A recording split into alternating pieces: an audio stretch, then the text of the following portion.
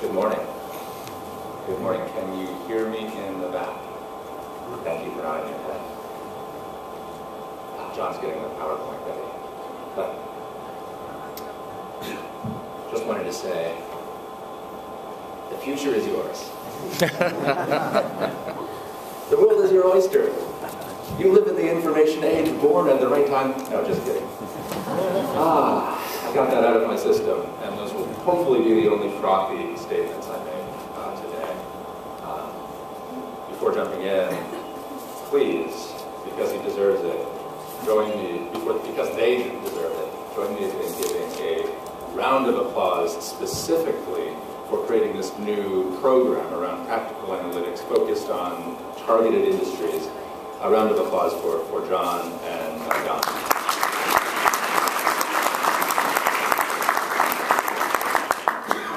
Obviously, I'm a huge fan of this new series, and excited to speak about it in this first of the series, and would love to talk to you afterwards about how it goes. It's my intention to continue to support the series, not from the podium necessarily, but as a member of this community.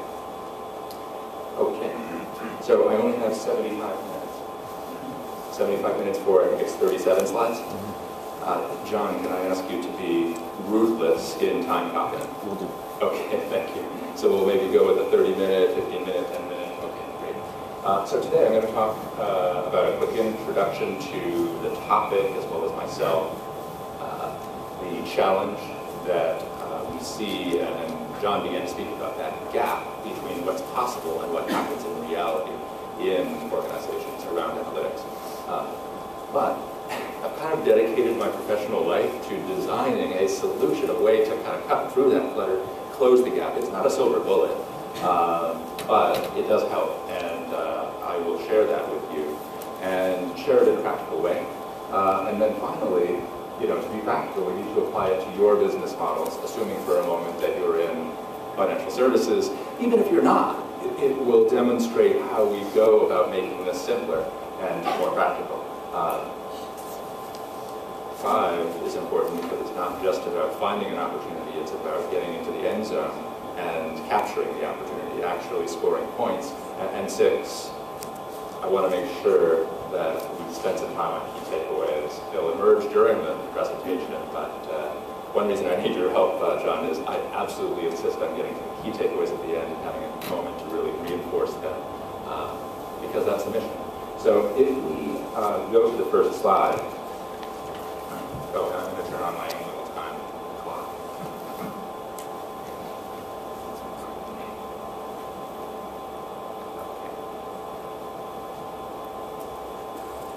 Really quick introduction. My professional mission is to find and unlock opportunities for clients between data, which is the most important thing, but frankly speaking, you can't do it with data alone. It's an integrative approach. Data technology and processes unlock new opportunity. And as John talked about, it has to do with you as human beings and how you interact, how you do your work. So it's really about people and how they achieve those opportunities. So to achieve this mission, I focus on 2 main things. How can teams, how can we, how can I, how can you find opportunities more easily? That's mission number 1, find them. And 2, how can I unlock that opportunity more easily? And so that's the mission, and that's what the company is about. John, by the way, no offense taken, there is a big difference between myself and the panelists. I'm an advisor and a designer of methods. These guys are practitioners, no question. And they fit like a glove into the whole thing, because I'll talk about methods, they'll talk about applications. All right, so let's move on. We can't boil the ocean. Financial services is a massive industry. There are literally thousands of business models and sub-business models, exotic alpha, blah, blah. So we're going to talk about these 4 so that we can stay within my 75 minutes. Retail, commercial, trading, investment banking. And the good news is we've got some panelists who fit right into that. Dennis is on the retail financial services side in insurance, and Ruda is institutional brokerage. So to be even more specific about why this event is needed and why this series is needed on practical analytics, let's talk about what the problem is here. There's a gap between buzz and reality, hype and reality. So much buzz about analytics. We read bestsellers, we read white papers, entire new business models get formed. I mean, even within, let's say, IBM, which was already in information services, they were, I think, smart in saying, wow, we're just going to form an entire new business unit that's all about information analytics and how it applies completely full on. So people are going for this. And yet, it's not proportional to results on the ground in the places that it matters. Results matter, I don't mean to generalize, but most executives that I talk to are not yet satisfied with what they're actually getting. The statistic that you mentioned, 24% of people not using something that was designed for them. Oh my God. Lots of new tech efforts, as you point out, launched, and not enough benefit, not enough consistency of benefit. So, what's going on? I mean, is it a myth? No, it's not a myth. Analytics have huge potential, and we've seen certain firms really tap that potential, but it's too much of a minority. It's the exception. It's the exception that proves it's not a myth, but it's a problem that it's an exception. It's a problem to most of us. So, it needs to benefit you. How can you benefit? How can you actually get promoted? How can your company make more money? That's what we need to talk about. You cannot deposit someone else's case study in the bank. You cannot deposit myth and buzz and marketing in the bank. So we need simpler, more efficient, more transparent methods. That's what I'm here to talk about. So the theme, naturally, getting practical. Takeaways you could use, bridging the gap. And this is consistent with the TDWI event and New York Tech event agenda in general. We're going to try to be especially aggressive because of how hard this is in analytics. I do want to warn you ahead of time, maybe manage expectations. To be practical, I'll have to leave some things for later. To be practical, I won't be able to go into half an hour of detail about a particular method, although I'm going to talk about a whole bunch of them. We thought about this and we wrestled with this. What are we going to do? How can we be practical and yet give people access to the detail they need? Because that's part of actually delivering on the mission too, right? You need to go back to your office, say this is what I'm going to do first, but can we actually give you everything you need to get into the end zone? No, but we can get started. And what we decided to do is create a portal, a resource portal online, linked to publicly available resources elsewhere. I'll be contributing methodologies and toolkits that we've developed, some of which you'll see, and more detail around that. So don't worry, you can get more detail. And you may need it depending upon what you decide to do when you leave here. We just want to make sure that when you leave, you're on the road towards a touchdown drive, that's what they call it.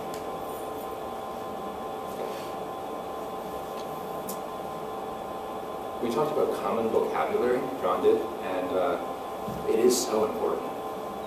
Can I ask who here considers themselves a pretty pure technologist? You work with technology, data, information systems. I see some hands going way up. Is your name Charlie?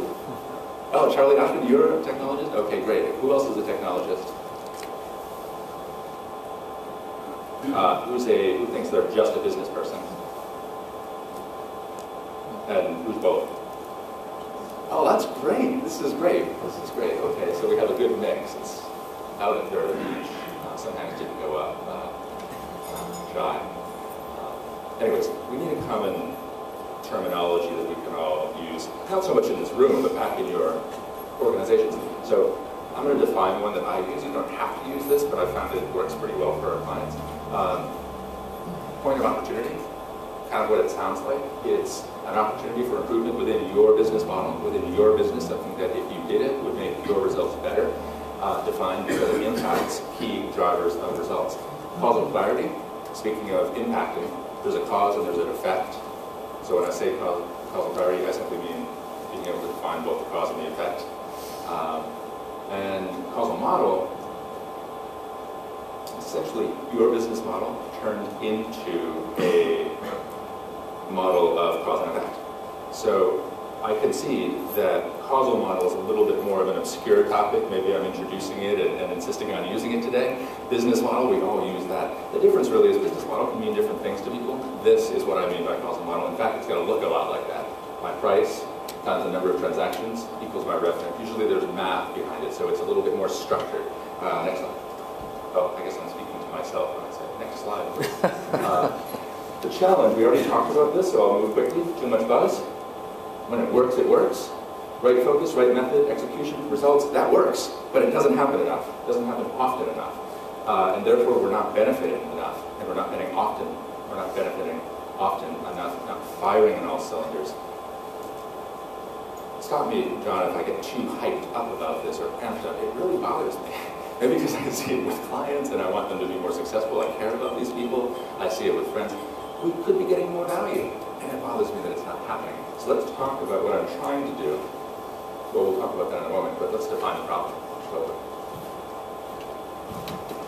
I didn't realize how dry the mouth can get.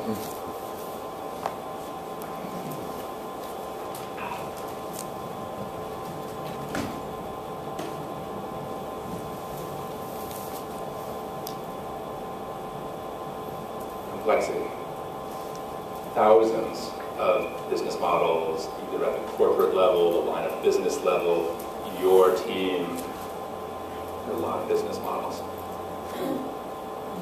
How many decisions? There's an infinite set that either exist or could exist. Let's keep in mind also business processes. That's another place where information or insight is applied to unlock value. Infinite. Types of analysis. Thousands. Come up with whatever estimate you want. Tech tools. More every day. So, if you can imagine, let's assume for a moment that we were crazy enough to try to just systematically sort through all the business models and sub-models in my arena, all the different decisions I could make, different analyses I could do. Okay, well, it's thousands times thousands times thousands times thousands. It's effectively an infinite set of options. It's too complex for the human mind to handle. We weren't built and we didn't evolve to use our brains in this way. So the number one problem, complexity. I think it's the number one problem. Sometimes I wonder, though, you could look at it completely different. It's about us human beings and what we know and what we do with what we know and how we communicate. Cross-functional collaboration between the business, which is where the dollars are being unlocked and the decisions need to be made. There's an operating model, there's a business model. There's causality. Essentially, that's a business concept. And yet, the hard work is happening in technology systems that capture, process, store, cleanse, and analyze information. Not just systems, though, also people. So this issue about how we collaborate, how we translate the goals on the business side into the technology plan, how we communicate and make sure we're speaking the same language, in my opinion, is a huge driver of that 24% problem, huge driver of the gap that we're talking about. Technology and data management area is also a problem, although it's really related to this whole theme. And I mean, let's also be frank, I'm not trying to pretend that simplifying this will solve all our problems. There are problems of skill, aptitude, training, learning, team effectiveness. I spoke last week about a topic that I'll put on the portal. I'll put the presentation on the portal about nothing, a very narrow topic, knowledge management for analytic teams. And actually technical professionals in general. And this is another kind of hobby horse of mine.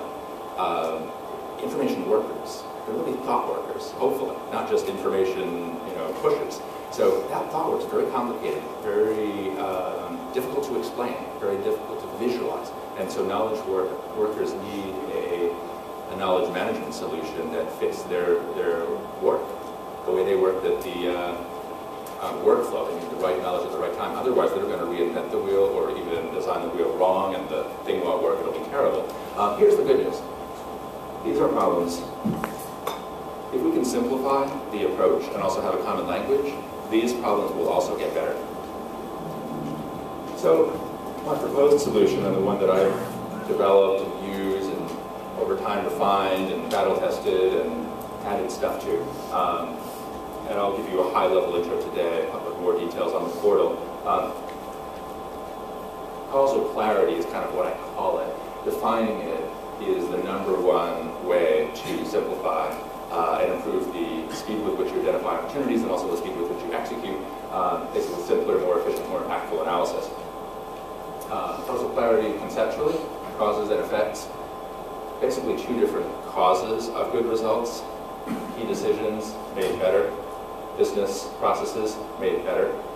Frankly, the two kind of blend together. When is a decision? Well, a decision is a business process, frankly. Even if it's made by a human being, you're going through that process of deciding something. Sometimes there's a system-embedded business process, and a decision is embedded in that, like, for example, a credit model in financial services. Okay, let me pause for a moment, because this is where I insist upon introducing this specialized term, causal model, as opposed to the generic term, business model. And I just want to be really clear. Your business model is what it is, and it has inside it a causal model. It has an inherent set of cause and effects. For example, if I'm in the business of selling data, which many of you may be, then the more customers I have, that's a driver of total sales, assuming a set subscription price. Causal model. They tend to be simple, although the further you go back, you can make them more complex. And there's no right way to draw them. My only rule is they have to stand a logic test, often a mathematical one. So is net profit equal to gross profit less other costs? Yes, it is. So I feel okay about that. So what I encourage clients to do first, and I'm going to do this for a bunch of business models in this presentation, is let's just start real simple. Our number one goal is this. We disambiguate it into this. What are the drivers of gross profit? Mathematically, it's revenue less the cost of generating that. What other costs do I have? Boom, boom. So this is kind of a base. It's real simple, so let's move on. We need to get a little more complex before we can do good analysis. But does that make sense? Are there questions specifically about that? Is that a baby? It's great. We even have one baby in the audience. It sounds like. So, all right. So, key concept number 2. I'm going to put this funny. What's that? A sun ringed by green. Think about it as a money-cloaked sun or something like that. This point of opportunity. I call it a point of opportunity. All it really is we've taken your business model, figured out the causal dynamics within that business model, and found either a certain or even a hypothesized point of opportunity, but certainly we can say, at this point, if I can make this drive better, at this point, if I can make this driver of results better, my goal will be enhance my profits. So let's return now to what we were looking at on the previous slide. So we were looking at this. No green, no money-cloaked green sun. Here's a money-cloaked green sun. Here's a point of opportunity, the first one I shared, just as an example. Okay, so point of opportunity. Improve the efficiency of new client acquisition. So this is a marketing thing. We spend a certain amount of marketing. How many new clients do we get in the door based on a set amount of spending on marketing? Key driver, acquisition cost per new client, very commonly discussed, hopefully. Formula, spending on new client marketing divided by the new clients. So if I could get more new clients, that's going to mean that my spending per client went down. A credit card company, if I'm selling insurance like Dennis Merkba, I want to bring that number down, get as many clients as cheaply as possible, ultimately leading to more profit per customer. All right, cool. So the point of opportunity lies in this sales and marketing effectiveness. If I have a budget and I get more clients, assuming for now the same number of transactions per client, and that's something we could also analyze separately, we would push volume up, and price per transaction would hopefully remain the same. So more volume times price equals more revenue. So it needs to be easier. That's one of my missions here. Easier, faster, and also more logical identification of real live points of opportunity. And I have to say, once you get used to it, it's pretty easy. Define your goal. Usually net profit, could be something else. Define your business model. what are you selling? How do you distribute it? You know, basic questions. Actually, if you look at your annual report, look at your P&L statement, a lot of it just falls out, and that leads to your causal model. Oftentimes, I create the first causal model just looking at my client's P&L, especially the detailed one that breaks it out by product and line of business. This helps a lot.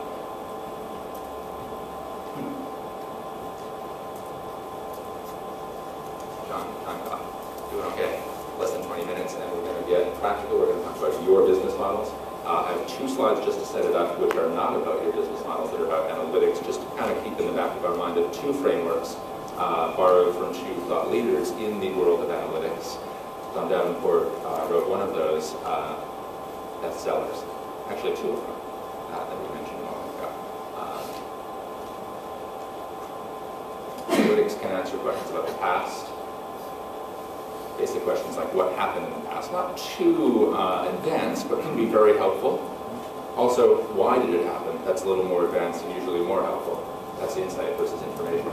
In the present, what's happening now? An alert. So in other words, hey, this is happening now in your business. The hold time in your call center is now 5 minutes, and the number of people, the percentage of people hanging up before they get to an operator has spiked. Alerts. What's the next best action would be a recommendation about the present, as in we recommend that you reallocate phone operators from your collections department into your customer service department to handle that and bring that metric down, because we know it's a problem. Our analysis shows that it's more costly to us to let that happen, so let's shift resources, basically. And then the future, that's more advanced, often more valuable, because if you can even be 50, 60, 70% right about what will happen in the future. You don't even have to be perfect, but if you can predict and increase the odds about what will happen, make a lot of money. Financial services especially. So what will happen, extrapolation is not a very good predictive method, but it can be better than not thinking about it. And insight would be what's the best worst that could happen, or what's the likelihood of something, prediction, optimization, simulation. So what I just showed is a helpful framework. In my opinion, this is even more helpful. It's from Neil Radin and James Taylor. Really smart guys, professional heroes, actually. What's good about this is we're going to talk about real decisions today, and it's important to realize the vast spectrum of types of decisions that do add value in any business, but certainly in financial services. You have these 3 types of value on the y-axis.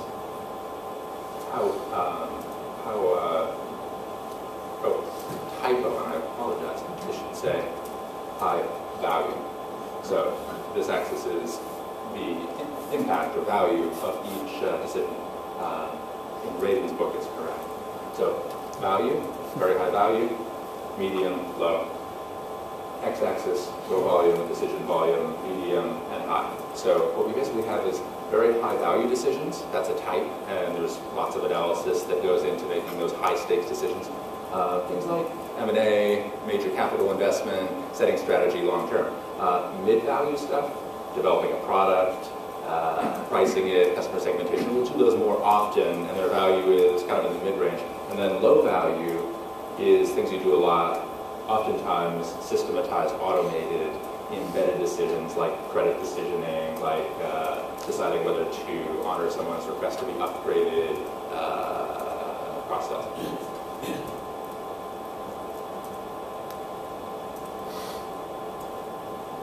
All right. Well, I'm delighted that we're now talking about your business models, finally. It took us about 20 minutes, but that gives us 55 minutes to talk about your business models. We're going to talk about these 4, retail, financial services, commercial/business banking/financial services. What I mean is financial services for businesses, trading, and investment banking. Forgive me, I won't do justice to any of them, but by looking at these, we'll have a chance to apply the framework and the simplifying methods that I began to share earlier, but apply them practically. We need to save time also to talk about the different analytic methods. But let's just look first at these business models, and let's apply the causal clarity methodology to navigate. Retail financial services, here's an example with them, and just one of many examples, obviously. Here we have the point of opportunity around where you allocate marketing spend. I'm forgetting the exact quote, but so many people say this that maybe I don't even need to quote the first person that said it, but there's this truism that, you know, most marketing budget, there's about 50% that's wasted or low value or negative value, but it's hard to find out which 50% is being wasted, so you can cut it. Increasingly, it's getting a little bit easier to measure. Actually, a lot easier when you do it right, and Dennis Merkva, one of our panelists, is going to talk about how he's helping to do it right. So if you have a fixed budget, and you can get more new clients from it, as well as perhaps more products per client, you obviously are going to increase this formula, products per client times the number that you have, drive your volume up of products, and assuming a fixed profit per client, drive your gross profit and your profit. There's also a second order causality, just to be annoyingly complicated, which is as you bring in new clients, you also create an opportunity for them to over time increase their holdings with you. And that's particularly common and important in retail banking, retail financial services in general.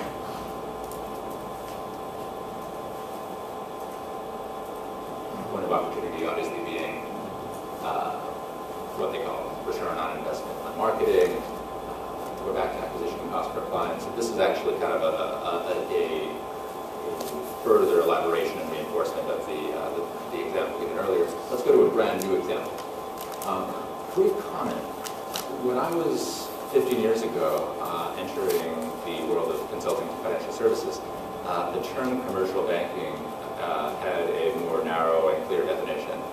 Today, I was going to present this as commercial banking, and I changed it to this kind of long thing. Basically, financial services for businesses. It could be brokerage, it could be capital, it could be cash management. So, these are just a few examples, but it's basically being a financial supermarket to businesses, just as retail has become a financial supermarket to consumers.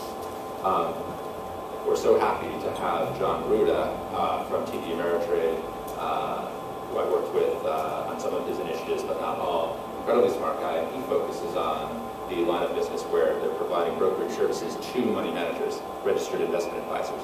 And what that basically means is it's an investment product that we're actually brokerage, trading, custody, can tell you more about it, selling the ability to sell to consumers to this intermediate group, which is the RIA, the Registered Investment Advisor. So, he'll talk more about this, but these are real examples. Optimizing customer experience by measuring it, analyzing it, improving it, as well as reaching out to the right person at the right time. Those are separate but related points of opportunity that collectively tend to drive this effectiveness of customer loyalty, the amount of value that a client is getting, marketing ROI again, and a big thing for them is share of wallet. How much can we get of this corporation's total business? So if you leverage the point of opportunity up here, grow fees by increasing share of wallet from corporate clients that they spend with a number of brokers. How much can we get them to consolidate their assets on TDA and RJ, as an example? So share of wallet is the point of opportunity here, and what you can see is there are, in theory, if you're an analyst, practical takeaway here is there are at least 4, just on this slide, different points of opportunity, drivers you could influence that ultimately roll up to share of wallet gains. And share of wallet gains, very important driver in this business model of profit.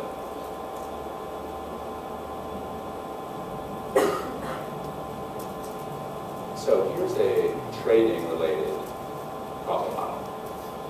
And I had a lot of fun last night. I was a panelist on a discussion at Quafa Food. Does any one of you go to or familiar with Quafa Food, the Quantitative Workers Alliance? Do you remember the whole acronym? Anyways, I was on this panel list, and everyone except for me was a deep, deep equity trading quant. And I was actually a little bit nervous because here I am, I'm a data to dollars generalist. I'm a, theory of information and analytic team builder. And we had a great conversation anyways, because ultimately they're also struggling with these issues of how do you drive in their business more results. And one thing that came up, I had already created this slide that kind of reinforces this, is how good are the decision models? How good are the tools? How accurate are the triggers? How many times do we get a trading positive? We get a trigger that leads to a trade that is good, versus, unfortunately, the false positives. And what's the cost of those false positives? Do we pay a penny when we trade wrong, we just didn't win? Or do we lose $100 when we're wrong and only gain $100 every time we're right? So ultimately, that's something that we spent 30 minutes talking about as a point of opportunity to, in turn, lead to more tradable opportunities that are higher quality, essentially more profit per opportunity. How big are these? Leading to trading profits. And then the other issue, which also came up, which is how many PhDs do we need to have on staff, and how much technology, and what's really needed, especially for smaller quant shops. Where are we getting the value? So ultimately, there's an analysis of effort, an analysis of investment going into our trading models that is very important in trading. Again, this is a simplified, single example. There are many others, including ones that involve advanced math. The rest of the panelists were keen to discuss. But conceptually, before we get into the advanced math, we better understand what driver of greater trading profits we're trying to influence, and this is just one example.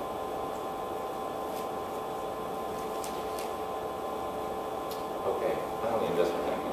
Had an interesting discussion with the panelists this morning and with our collective experience in investment banking, as well as actually with John. Controversial, but I think true thing came up, which is that in investment banking, it's a mature industry, it's a traditional industry, it's very high stakes, these decisions, and yet they're kind of constrained. In other words, if it's M&A analysis, if it's IPO prep, there are models, there are ways of doing it, templates, etc. I'm choosing not to focus on, well, let's try to make those models better. I mean, I'm sure there are investment banks doing that right now, no question. But what I'm hearing is there's a realization that you pay your staff a lot, you ask them to do a lot of things in investment banking, and there's a real question of staff and team effectiveness. So looking at the top here, the point of opportunity is to literally get more profit per opportunity. That's something all investment banks want, and yet there's an emerging sense that return on human capital could be much better. A lot of tasks are given to highly paid analysts and associates. They plug, they chug, they reinvent wheels. How much of that is driving value? How much of it is not? And there is a opportunity, and actually some teams do it better than others, to increase the staff effectiveness. Profit per hour, really. Times the number of hours you put in equal your gross profit. So the causal model is from how we allocate our resources to get the most out of our staff, following through then to how many profitable deals we can do with a set amount of staff. So we can see a theme emerging in these causal models, which is really for a set amount of resources, how do we get the most out of it?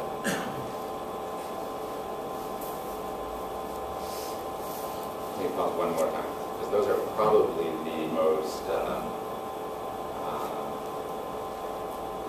new slides. Any questions? I realize I'm not supposed to take many, but if there's any specific question about that, I'll take it. Silence means it's decently understood. Great, fantastic. I'm surprised and delighted and happy. Let's go.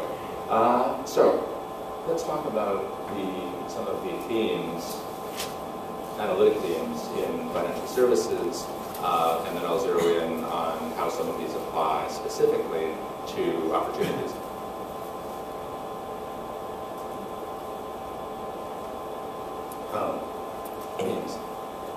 Risk management, always important, but now really important with regulation, with what happened in the last 3 years with financial change and crisis and re-crisis and things like that. Risk management has always been important, and it just got more.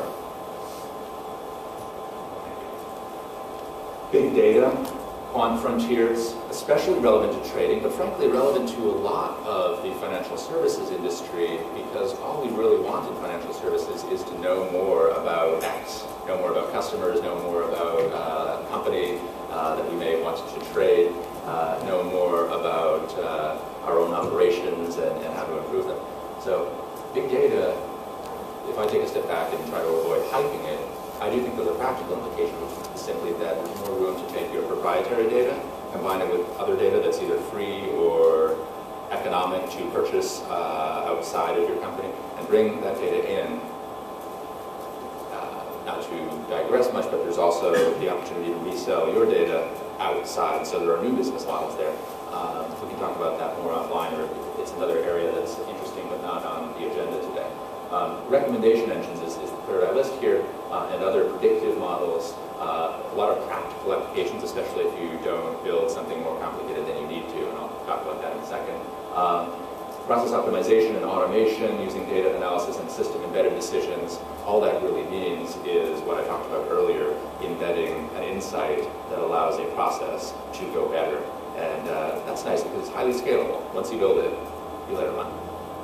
Customer experience analytics, one of my personal passions, also a passion of John Ruda, who has been involved with TDA in amazing progress in how they measure and also how they manage and deliver the satisfaction of customers. Now, customer experience is hard to measure, and yet the trend toward measuring it is based on the reality that customers are the buyers of our products, and their experience is a major motivator of whether they are loyal, whether they're avocational, recommend us to our friends, tell us never to work with AT&T again, or whatever. So measuring this, although it's not easy, is extremely valuable, and there are ways to do it. Marketing analytics, we talked about in a moment, kind of a perennial. It's been around for a long time, but the tools and methods to do it are improving. I'm looking forward to asking Dennis some questions about how they're doing it at Harvard. Customer lifetime value, serious perennial, been around since the 80s, and yet I have to tell you, it's not being done enough. It kind of goes back to this gap.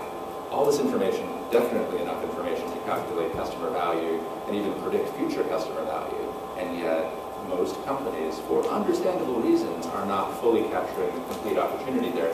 And so I put it on the list, and I'm leaving it on the list until I feel like we're tapping it out.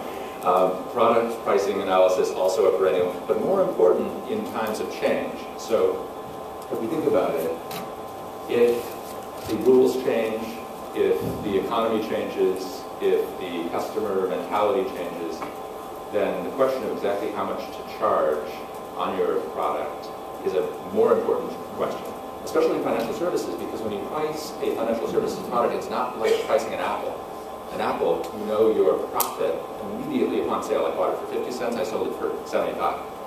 A credit card, well, first of all, what is the price of a credit card? It's a combination of about 6 parameters. It's the interest rate, it's the terms, when do we kick the interest rate up, when do we increase it, it's the fee structure, it's what we can do, what we can't do. It's actually what's written in that detailed thing. So the fact that that's changed so much is throwing, just as one example, credit card pricing into a period of rapid flux, making the analysis of the implications of those things a lot more important, driven by regulation, as well as the changing economy.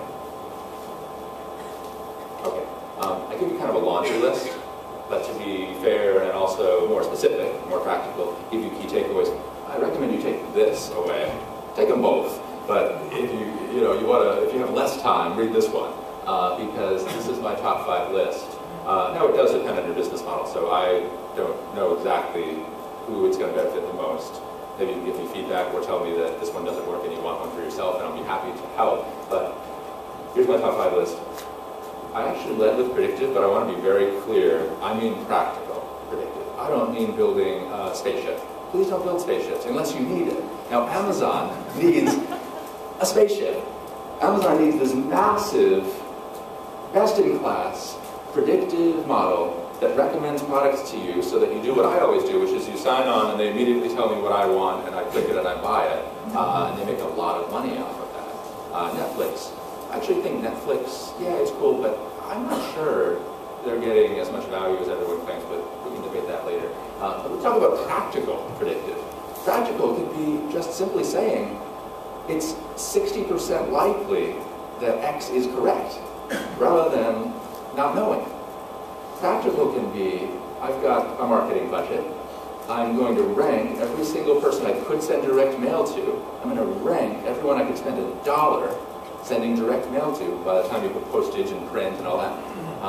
I'm not going to send it to all of them. I'm going to send it to the top 50%. Or, what Dennis is going to talk about, I'm going to actually systematically analyze what's the point at which the expected response falls below my cost and I'm not going to mail anymore. That's a better mailing. So that's a practical mailing. That's not rocket science. It's based on historic analysis of the attributes of different people who buy. Just as one quick example, someone's more likely to buy a product they don't already have. So if I know whether they have it, that's a parameter in my analysis. Lots of other ones too, but just as a quick example. So just improve the odds, that's my point. Don't overcomplicate it, and also be careful in what you're using it for. Another example is, let's say that you're on a website and they're just going to recommend a few restaurants. Now that's a nice feature, but customers are not going to cancel their membership unless you recommend a restaurant in San Francisco and they're in New York. I mean, it's like, it's not the highest stakes recommendation. So it's kind of like, a data-driven version of you walking into a coffee shop and saying, where's a burger? Are there burgers around here? So you don't have to over-engineer that. I guess that's my point. Moving on though, customer lifetime value, the perennial, but still a lot of money on the table here. The primary benefit is you can allocate your substantial resources on either the current or future profitable customers, essentially getting better return on your investments in customer acquisition, customer care, customer service. You can allocate resources to your most profitable customers. It's gotten a lot better, and I think one of the reasons that not all of the value has been extracted is that with the advances in the ability to predict future behavior based on past behavior and customer attributes, you can combine customer value measurement, which is the profit you earn from a certain customer in a certain period, with a concept of lifetime accumulated profit, and you can predict, not perfectly, but much better than if you didn't bother to predict the likely profitability of a given client, given customer. A client of ours, for example, used this to do something very simple, and that was to say, when someone calls and asks for a refund, the traditional thing in credit card, for example, is, and you've probably experienced this, or if not, definitely use this. The first time you call and ask for a refund, it's an automatic, it's a business rule. They just say, okay, sure, you haven't asked us to waive the fee before, you got it. The next time, they say no. Some of the more advanced credit card companies, including one that we worked with on this, say, well, let's actually predict the profitability of this customer. Let's recognize that if we say no, they're not going to be pleased. And let's look at how behavior changes when we do say no. And there's a break-even point there. And there are some people where it's profitable to say no problem a second time, or even a third. There are other people that, if you really wanted to be frank about it, maybe you shouldn't even approve the first one. Although, you have to think about it carefully. Price optimization, we mentioned why it's important. Risk management, we talked about, it's important. There's a lot behind that, and I won't have time to go into detail, but again, I think that's one reason why we need to have a post-meeting forum, and we're going to take the time to build this portal.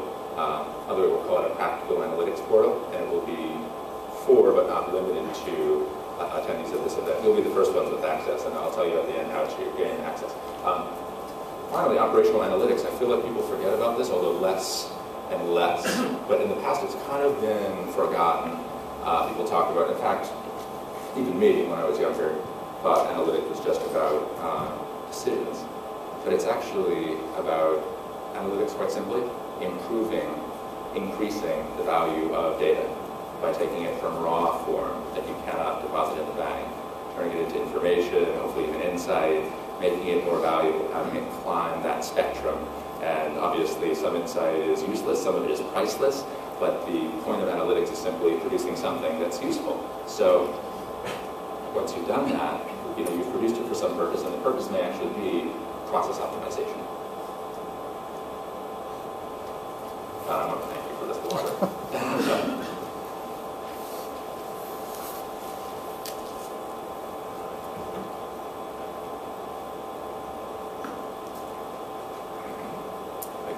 40 of mine in 75 minutes.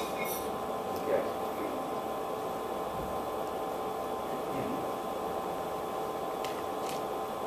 I'm always hesitant to attempt to predict the future, especially when it's a qualitative prediction based on kind of extrapolating things you see happening or speculating on what may happen in the future.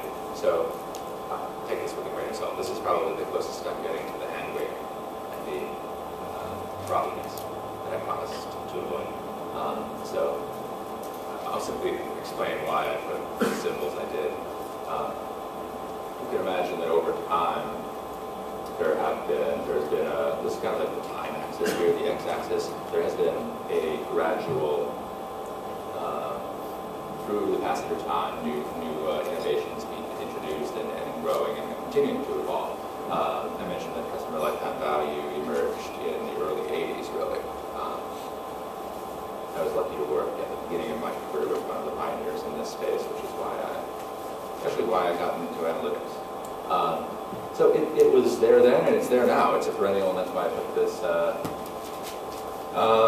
evergreen tree next to it. And other perennials are the price optimization, the risk management. I see these as on the y-axis, still very high potential, although it depends, frankly, on whether you're already using it enough in the right places and the right points of opportunity, as we talked about earlier, or not. The red, the poor graphics to the right are the shooting stars comments. And predictive analytics obviously is driven by both the availability of data, the more data elements that you can choose from, the processing power, statistical methods. I'm not talking very much about technology right now, but there are new technologies that make big data analysis much better, and that obviously makes it easier to perform certain types of predictive analysis. Text analytics, also a hot trend, although I will comment, let me comment on text analytics and video, essentially unstructured data. It's great. It is great. It's one of the major trends of our time, and if you put text analytics together with the volume of social media generated and user generated text or video, unstructured content generated by users, there's a lot out there. The challenge, and I am looking to see how people evolve this and working at times on it myself, is we have to convert that into parameters that actually help us solve a problem on one of these causal models. In other words, the question I would have is, if you're trying to improve your marketing, or you're trying to improve your brand, you're trying to improve your customer service, specifically, what data are you going to mine? What unstructured data? From what sources? And how? And what you'll get into, and with a few clients we get into this, is you kind of have to take the unstructured and make it into the specific structured data that you need. In other words, you're not going to just watch a video and say, oh wow, that's a great video. You have to somehow tag the video, add metadata to the video, maybe convert the speech to text. Oh, but wait a second, text is still unstructured, so now I have to figure out how to translate text into structured data.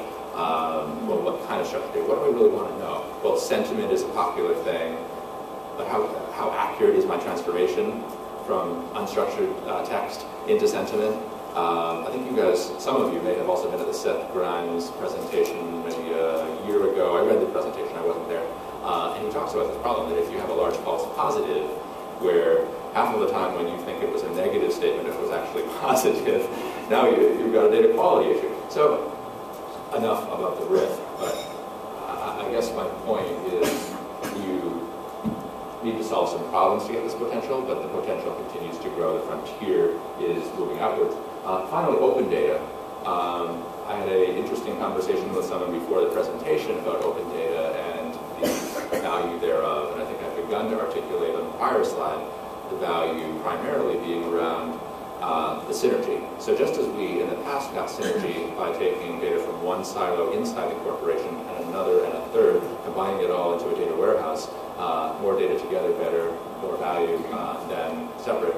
we now have the option, more than we used to take data from outside the organization and bring it inside and get this essentially proprietary combo, and that's why I call it proprietary analysis. Your analysis will be unlike anyone else's, assuming that you take data from outside that augments and makes more valuable data you have, and use it in a unique way. And that's happening a lot in trading, that's happening a lot in some of these innovative, what should we call them, pure play data to dollars businesses. I spoke to several people even before the event who are doing that. So they'll scrape data about private companies, they'll scrape data about public records, they'll put it together with other data they may have gathered in a unique way that no one else has gathered. Pretty soon you have a distinct set of data that for a certain use case, for certain points of opportunity in certain business models is valuable. Great. So I have moved quickly and even spoke fast, and so I now realize I may even end early, which I'll defer to the organizers, but that may leave room to ask questions before break. It may leave room to break earlier, so give that some thought. I'm just recognizing that the way that I paced this, I may not need another 25 minutes from this.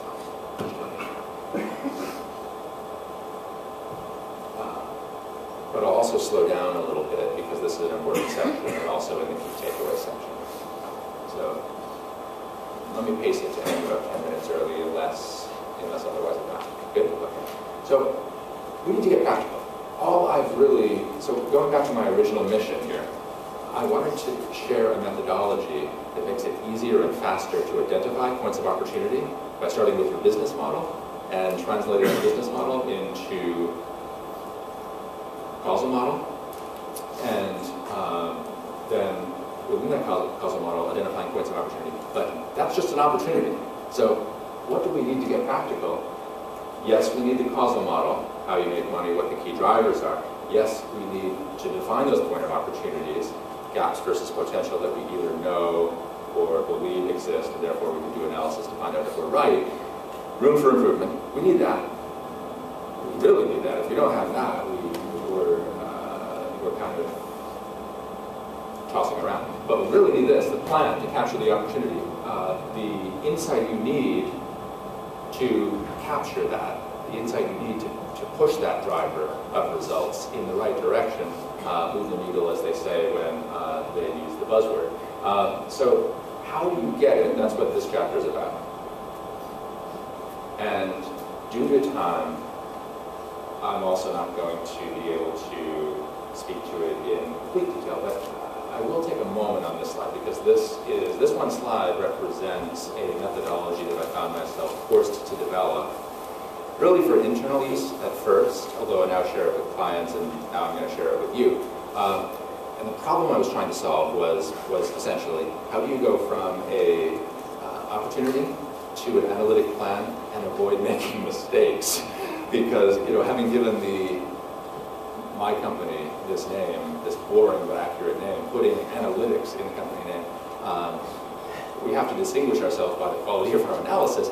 And what I found was that I needed to somehow take what I did well and allow others to do it and create these jobs for analysts and make it more structured. And so, to be honest, we started with Stephen Covey's admonition, begin with the end in mind. Obvious, but often forgotten, begin with our goal. So the whole thing we've been talking about is about that. Let's start with our goal. What point of opportunity, what driver we want to influence. That's the start. But now, let's apply the same idea to planning analysis. If my goal is to capture that point of opportunity, I've got a bit of work to do, and I better start planning and do it well. First of all, what insight am I specifically trying to produce? So I developed this template that I'm going to put on the portal where you have to define exactly. So what information exactly, if I had it, would allow me to make this decision? What information exactly, if I had it, would allow me to improve this? If you're not clear about that, then you're not really clear about your information goal. But you need to begin with that. If you know what your information goal is, well, now we need to say, what analysis, what transformation of data, what method will I use to produce that insight? Okay, great. So I've moved backwards from an opportunity to the insight I need to how I'm going to get that analytically. Once I know how I'm going to get it, what data do I need? Very important question, and this group wrestles with that for good reason on a regular basis, as do we and as do our clients. What is the required data? But the methodology I'm recommending here is to be very rigorous and very structured and to document it, write it down, check your logic, work with your team to say, okay, do we have the logic right here? Okay, great. If so, what data do we need? And then you can finally, in a way, you know what it's like? It's like writing requirements.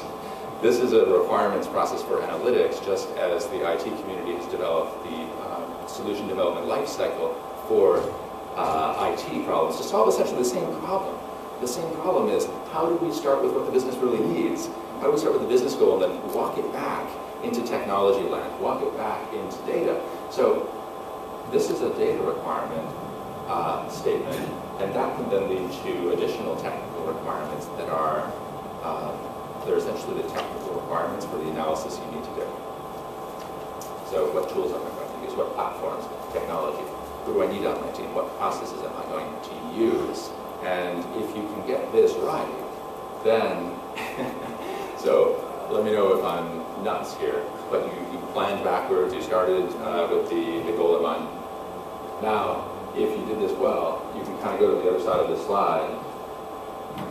And my sort of weird little way of thinking about it is, this is the way you'll not drive.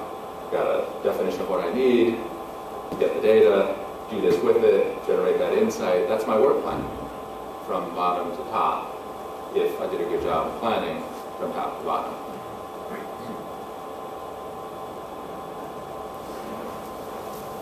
How to choose analytic methods. So on the prior slide, the method assumes that we get to a point where we know what we want to produce as output, and we choose the right method to produce that output. That assumption requires that we have a mental model or conceptual approach to choosing the analytic method. This is a great simplification.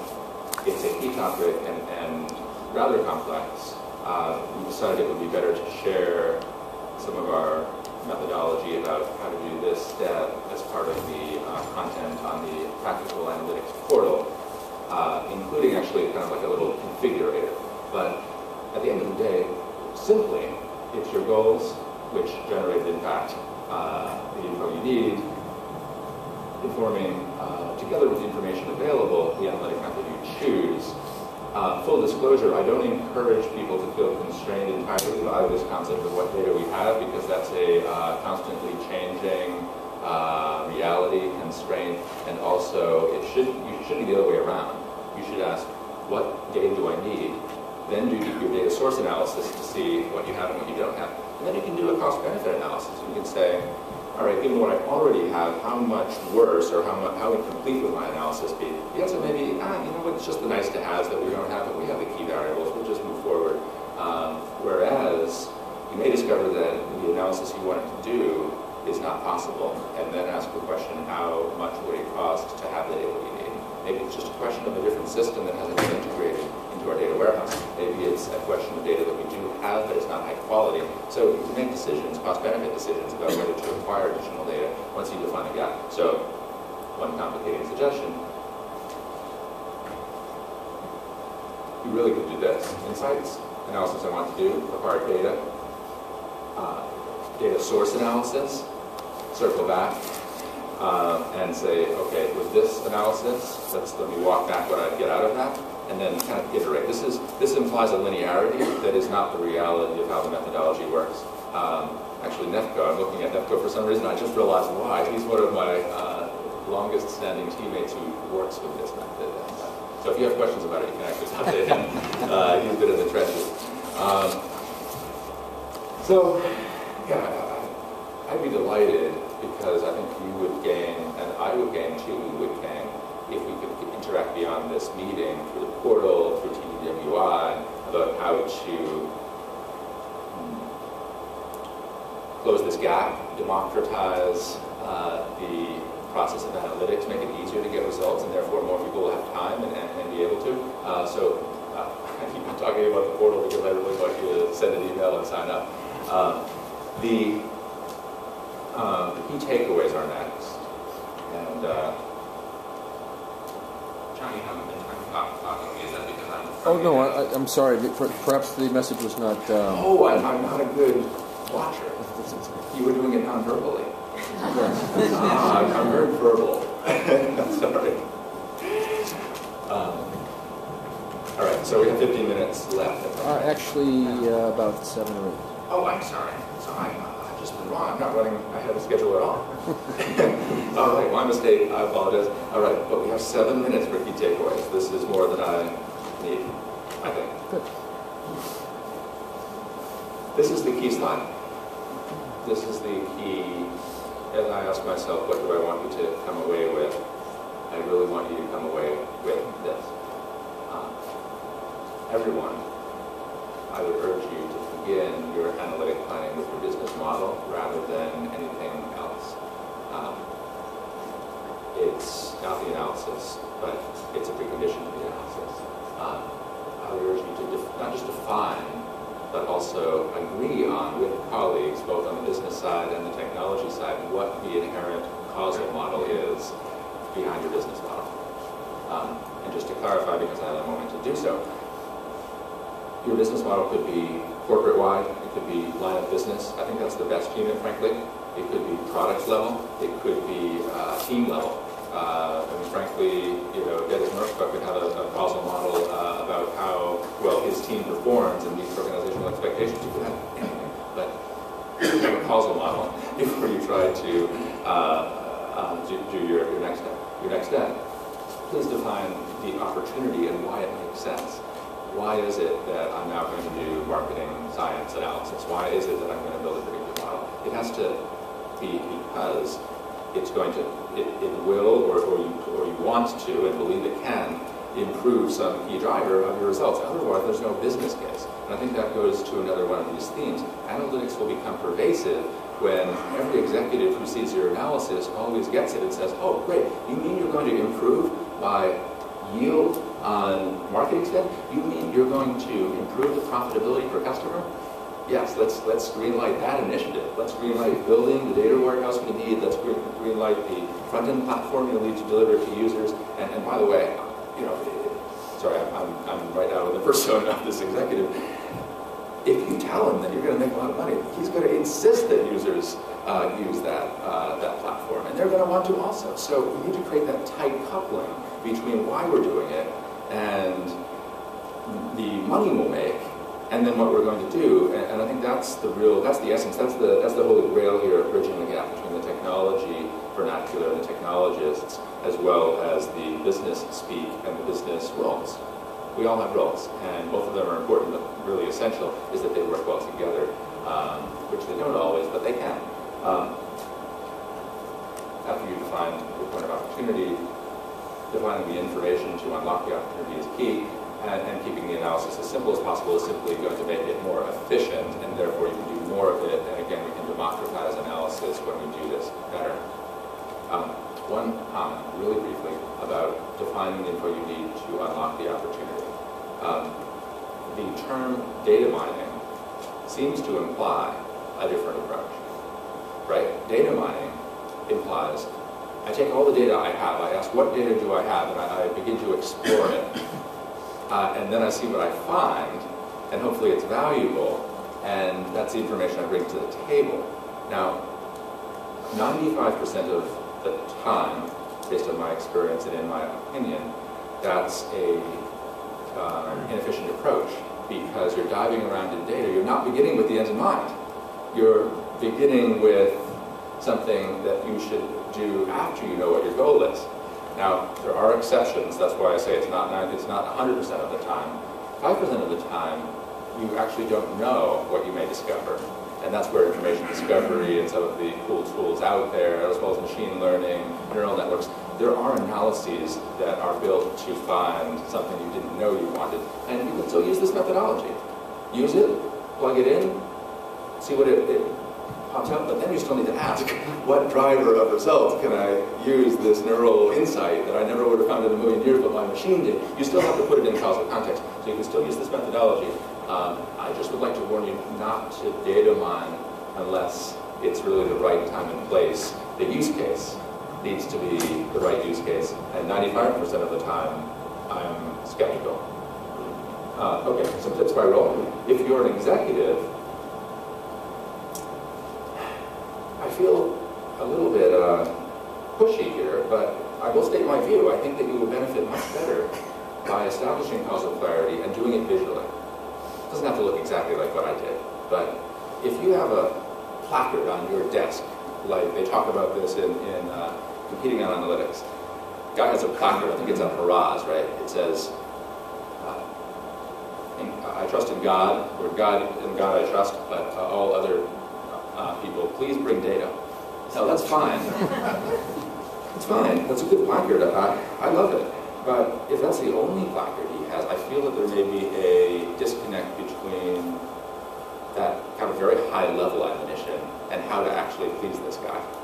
Maybe at Haraz it's not that way because they really have their analytic shop together. But I recommend that next to that placard, you have a picture of your business model and say, I'll bring data about how I can make more money, and this is my business model. This is the causal model. Bring data about how I can raise revenue, improve margins, cut costs, spin off new products based on information. Bring data about this, and I'll trust you.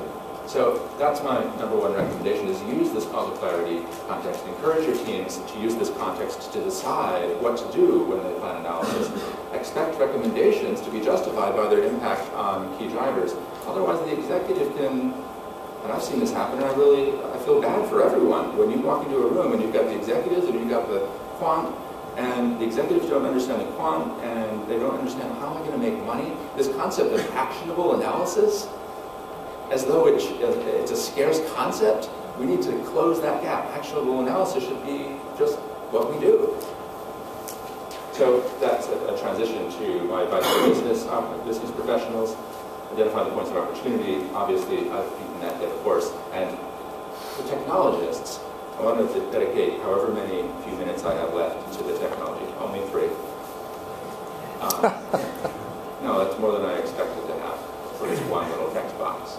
But I think, with no disrespect, in fact, a lot of respect for business people, my greatest sympathy or empathy is with information workers, technology. No disrespect. I think it's just the fact that this is the group of us that are working in ways that are the toughest to do well.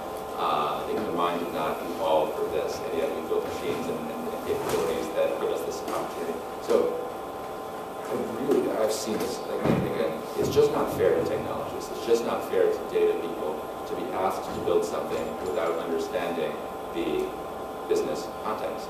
And to me, the most important business context is the causal model, is the key drivers of results, and which key drivers you're being asked to help build a machine, or build a data set, or build an analysis to influence. So I can't resist being pretty blunt. You have to insist. You have to demand it. And I guess this is advice to business people as well. You have to give it. We're not going to cross the border between a business goal and a technology enabler unless there's an absolute understanding of how essential it is that the technical worker and the business worker understand, have the same vision of why the heck they're doing this. So I just encourage you, push back, ask questions, insist, and maybe come up with easier ways to find out, like using pictures. That's my advice. Really quick, I only need 10 seconds. This is not all my invention. I have invented kind of a way to put it all together, but I definitely owe a debt of gratitude to numerous, I'm talking hundreds of idea sources, best practices, whether they be fluffy like Stephen Covey, or consulting stuff like Barbara Minto, or some of my professional heroes like Radin, many others. So I'm not, this is not all reinvented wheel, it's combinational. What I've been able to do is combine all of these ideas and borrow and innovate a little on them. And basically, you turn them into a battle-tested methodology that I'm now urging you, and I'm sharing with you and urging you to consider using back in your offices. So if you want, I can send you a source list, and that's one reason also that I insist upon creating this portal, so we can have links to their stuff too. The portal. That's my final slide. And I'll just leave it up there. No obligation, obviously, but if you felt like this meeting may lead to new work on your part, new initiatives, new conversations, new fields of study, new education, this is a way to continue that education. 2 ways to sign up. We're going to launch the actual site as soon as possible, but there's a little bit more curation to do. 2 ways to sign up. Send an email to subscribe@practicalanalyticsportal.com, all one word. And you can also just text the word analytics to 917-846-3759. That's my mobile. And I'll know that you don't have to type anything else. I'll know what you're looking for. All right. Finished on time? Outstanding.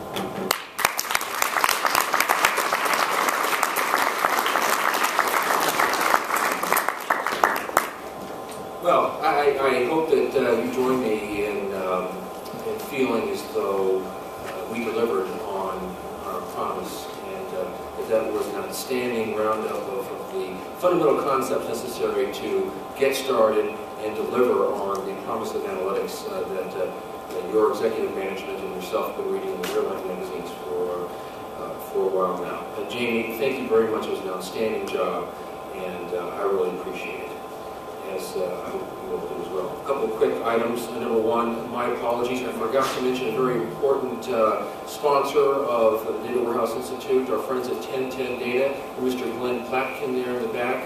1010 Data is a new sponsor in 2011, and we're very glad to have him on board. Please reach out to Glenn and ask him more about what his firm does. Very well entrenched in financial services. The second thing I want to mention, or the third thing is, please, we're going to take a break here. I'll come around you up around 10:55, 11 o'clock. Please come back, because for the following reason. Jaime, knowledgeable man, his job is to help us understand the concept at, dare I say, 10,000 feet. These gentlemen here live in the trenches every single day. They are doing things that I know you want to do. They've done it. They've skinned their elbows. They've broken their arms. There's a lot of bodily damage that's occurred in trying to roll out the impact that they're now delivering to their organization. They'll tell you all about that. And they can answer your questions in very practical terms that you yourself are experiencing in your own organizations. And not to mention, these great door prizes. Great door prizes that I myself would be interested in buying off you as you are left in the visit. So for all those reasons, I do please encourage you to come back at 11 o'clock, listen to Jaime and the panel as we drill down even further into analytics in financial services. Restrooms are right through the back door, up the stairs. Signs will guide you the rest of the way. We'll see you at 10:55. Thank you.